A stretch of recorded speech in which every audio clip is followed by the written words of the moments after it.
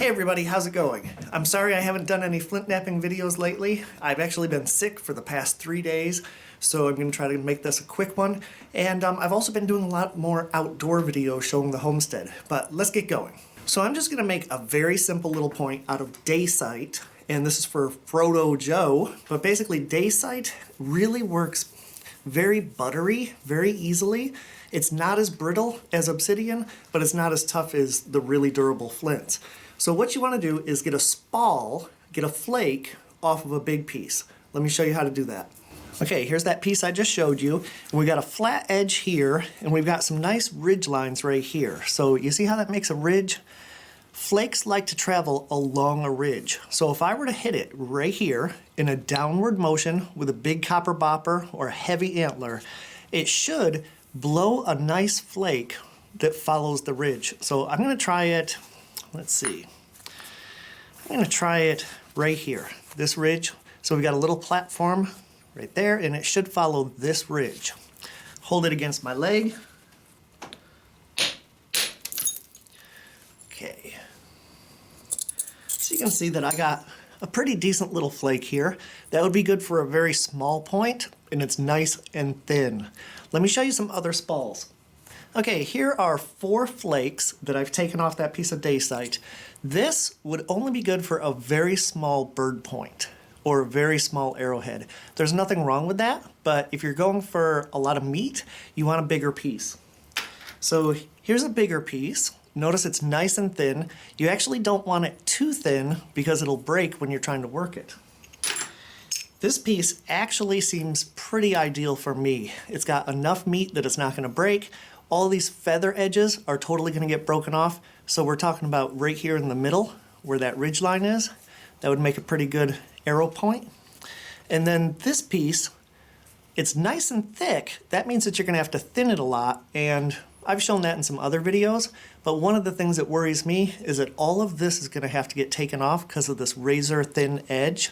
Now this would be great for cutting with, as it is. You're only going to get an arrowhead maybe about that big. So let's go back to this piece and get started. So again, we got some very thin areas that are just going to get crushed off immediately. So we're looking at the meat. We're looking at the thickest part of this. Let me just draw a rough triangle shape where I want the arrowhead to be. Okay, believe it or not, that's still pretty ambitious. I know you're losing a lot, but these thin edges are just not going to be workable. I'm going to be now using a smaller copper bopper. You could also use an antler, even a piece of wood if it's a really hard wood. And all I'm going to do is just start crushing off the rough shape. Very gentle, and I'm holding it against my leg. The biggest risk you have right now is if you hit it too far in, you're very likely to go ahead and split it all the way across the face. Also make sure it's as supported flat as possible. So you're just nibbling, just nibble around the edge. I can't emphasize enough, if I were to strike in and get greedy, try to get up close to that line, this whole piece is going to break erratically. Okay, because I went in one direction, I went down into the face, I've actually got a pretty good platform, a pretty good edge running all the way around it that I can start pressure flaking off of. But I want to rough it up first. And you notice I left it a little larger? We're going to lose a lot of width on this. So to rough it up, as you've seen in my other videos, I just use a broken piece of grindstone, but you could use a rough rock from nature. You just really want to rough it up to give yourself good grip when you're pressure flaking. The rest of this piece is going to be pressure flaking. Okay, here's a close-up showing the edge all the way around. Notice I've got enough thickness to go ahead and pressure flake. Some places are going to be a lot thicker than others, like right here. That's just going to pop right off with a pressure flake. Here's my pressure flaker. It's in an ishy stick, and I've got a copper nail that's really filed down very, very fine. And what I'm going to do is have this upside down in my pressure flaking pad. I'm going to take the tip of the pressure flaker right here and drive it in and down and try to ride that ridge. So I'll try to do this as carefully as possible so the camera can see it. But I've got this pad with a little groove in it. And I think that you can see what I'm talking about here. It's upside down for me now, but you're gonna drive that little platform in and down. So I load it up with some pressure. Anticlimactic, isn't it? Okay, but now when I flip it over, that's the first pressure flake. See, it kind of rode that ridge, and now I can move it over and continue that process.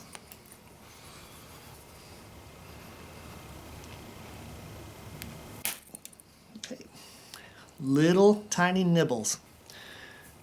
So there's the second one right next to the first one, and you see I'm gradually thinning that out. Now eventually I'll go back, but for right now I'm going to continue down this edge.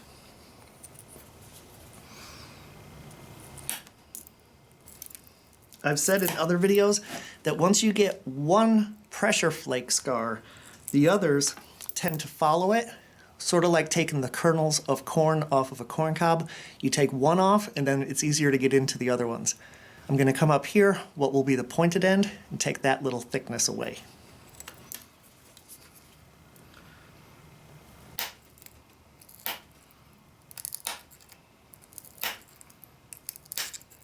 Okay, you'll notice a whole bunch of little debris there.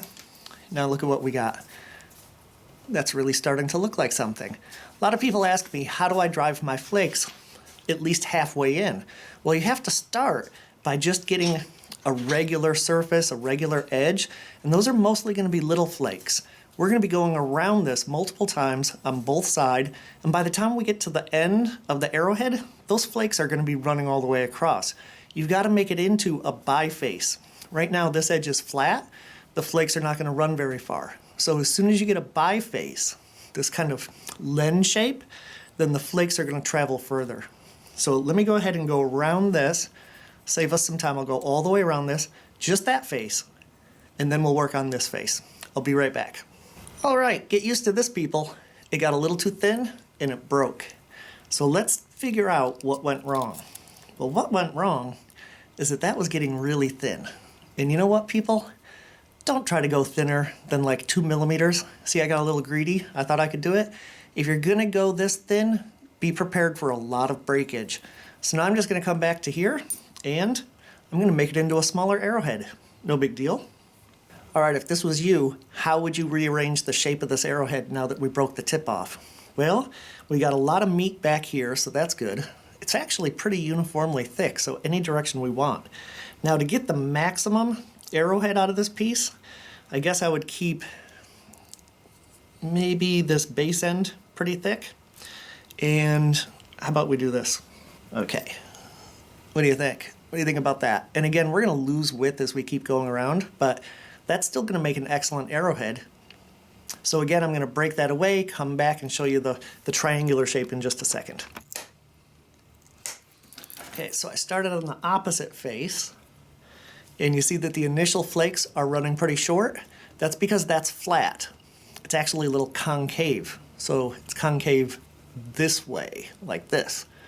Once we start getting that first row all the way around, we come back, the flakes will travel further.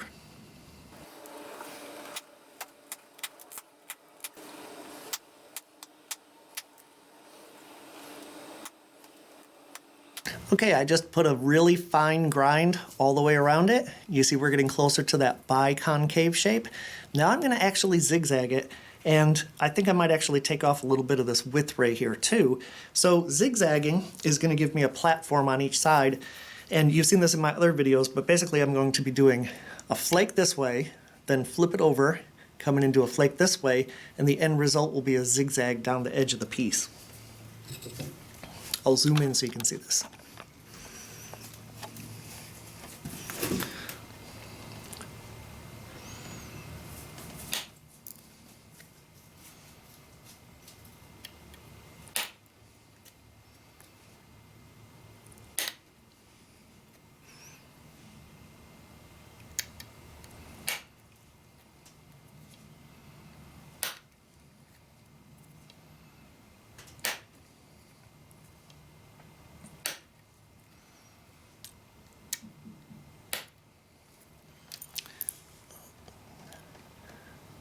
Okay, so there we have our zigzag. And so what I'm gonna do now is every place it points down, this little platform, I'm going to drive it this way. And I'll continue and I'll go to this one and this one. Then I'll flip it over. And now this point, I'll drive it that way. This point, drive it this way. This point, drive it that way, etc. And that'll start driving flakes all the way across the piece. You see, I've almost got the whole surface cleared. I know it's small, but you put this on the end of an arrow, it's definitely going to be more durable than just a sharpened stick. And these are going to be razor sharp. And, you know, these were somewhat disposable. So if you lost an arrow, you just basically get another arrow and just keep shooting them. Anyway, let me go ahead and just start pressure flaking all along these edges.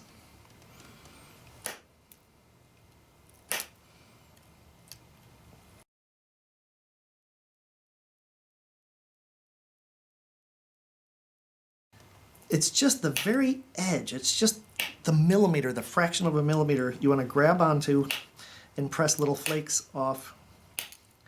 And just keep working it back and forth. Some people use the edge like this. You can do that too, but I like to poke at them individually. So you see now we're getting symmetry. Our center line is good. We're getting a nice biconcave lens type of shape. All right.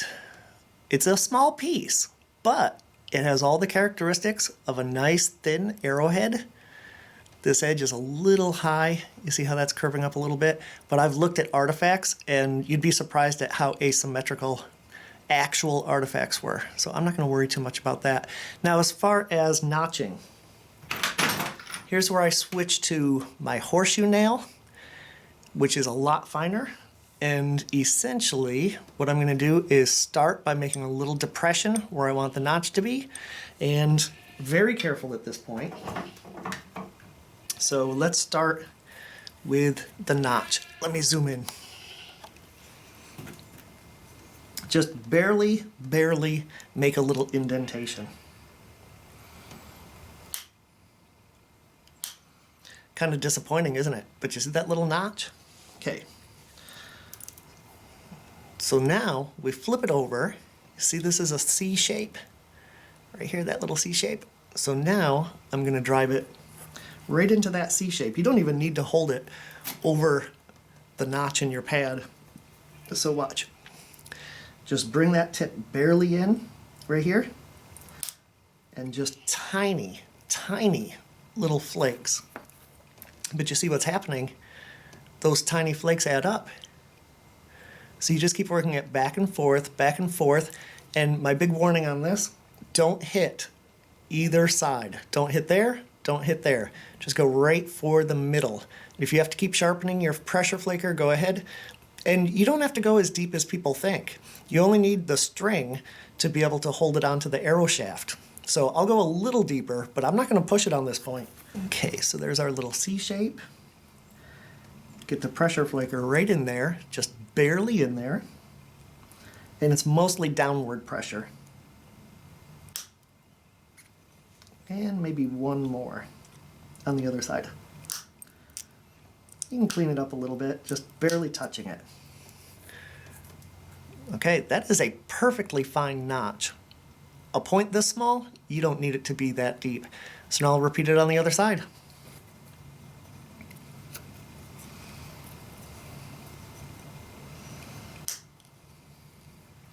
Again, just the very beginning of a notch. Stick your pressure flaker right in that C shape.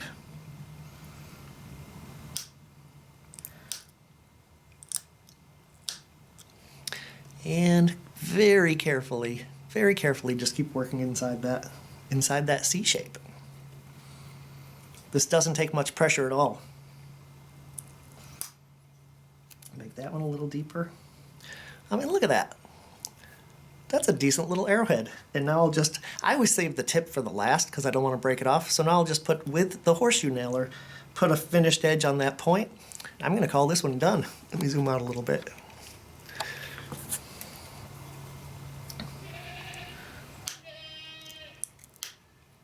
I am barely touching these.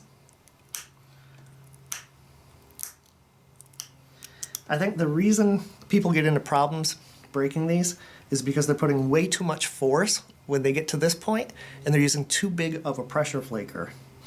I mean, it does not take much force. This is whisper touch. This is really gentle. This is finesse.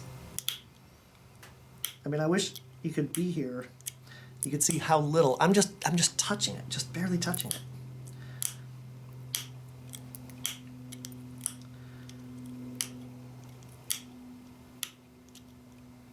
Especially on the point. That's where you're most likely to break it. Okay, let me get a close-in shot of this. So this is just a very quick, very basic, but very utilitarian arrowhead. That's exactly what you find out in the fields. Now, I'll show you some disappointing results from others. See, I broke the ears off when I was trying to come in and work the notch on that one. And then on this one, you see I broke it off up here. Now you can keep reworking these smaller and smaller, and then you can repurpose them for drill bits and other things in primitive arts. But you know, something like these are about as big as you see arrowheads. These are completely capable of going all the way through a deer, all the way through the chest cavity of a deer without breaking. So the idea that these are bird points is not exactly true. In fact, a lot of birds weren't hunted with bows and arrows, or the bigger birds were hunted with blunt tips. So I hope that helps. This is Day Sight. Let me know if you have any other requests and I'll try to accommodate. Bye.